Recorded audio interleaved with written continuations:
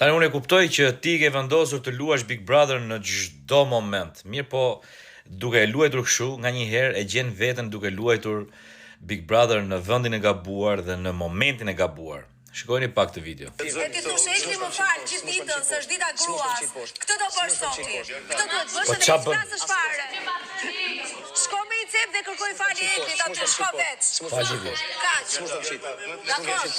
Tash ne e dim që Gerta e ka vendosur me lut Big Brother në çdo moment, sepse nuk është se bën ndonjë gjë veten, po shikon situatat e tjerëve dhe futet dhe prej atyre situatave ajo merr atë nektarin edhe e përdor për të bërë mjaltin e vet.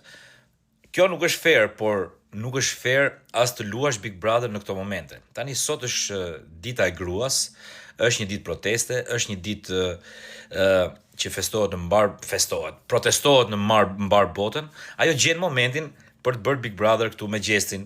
Tani nuk është as vendi, as momenti për ta shfrytzuar për lojë.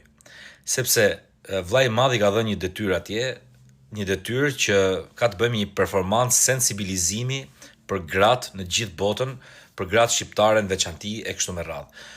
Dhe çfarë bën Gerta? Gerta e shfrytëzon dhe këtë moment për të bërë Big Brother, për të luajtur fuqishëm dhe për ta vënë tjetrin me shpatulla për muri. Amon me Gerta. Amon me Gerta se ka një moment pauze. Ka një moment që duhet dalësh nga analitika e Big Brotherit dhe të bësh sensibilizuesen. Pra, është momenti për të bërë diçka të bukur dhe jo për të luajtur Big Brother.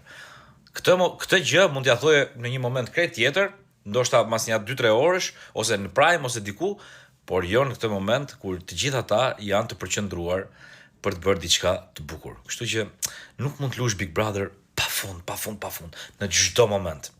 Është e shëmtuar.